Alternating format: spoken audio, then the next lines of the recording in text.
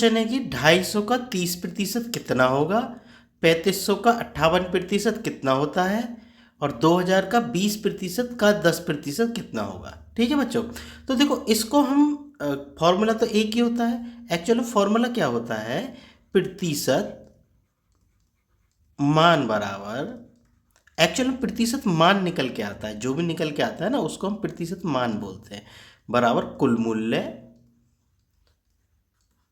ठीक है, और गुना प्रतिशत जितना पूछा है आपसे। जैसे कुल मूल्य 250 है और प्रतिशत कितना है 30 है यहाँ, ठीक, प्रतिशत बटे आपका 100। ठीक है, अब यही एक सूत्र है और इसी पर आधारित ये तीनों क्वेश्चन हैं। ठीक है, इनको अब हम हल करेंगे। ठीक, सबसे पहले ले लेते हैं पहले क्वेश्चन को। पहला क्वेश्चन है 250 का 30% कितना होगा। तो 250 का 30%, अब 250 क्या हो गया, कुल मूल्य हो गया है ना। फॉर्मूले से आते हैं तो प्रतिशत मान बराबर यहाँ क्या हो जाएगा, प्रतिशत मान बराबर 250 आपका कुल मूल्य है ये, ठीक, तो 250 यहाँ रख देंगे यानी 250 गुना प्रतिशत कितना है 30% वो बोल रहा है, 30 यहाँ रखेंगे अपॉन 100। अब इसको हम हल कर लेंगे तो 0 से 0 कट जाएगी, 0 से 0 कट जाएगी और 25 थी 75, तो इसका मान कितना आ गया 75। ठीक है, बात समझ में आ गई होगी बच्चों, इस फॉर्मूले में हमने रख दिया।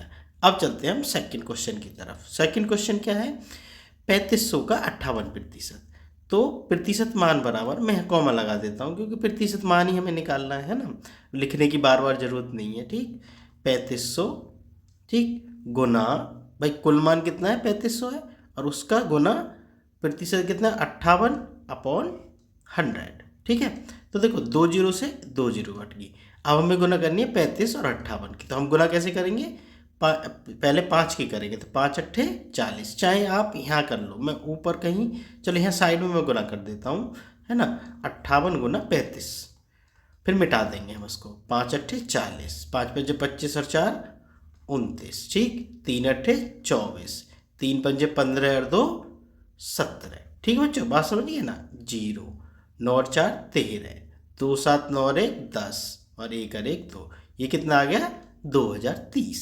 ठीक है, तो हमारा इसका आंसर क्या आया 2030।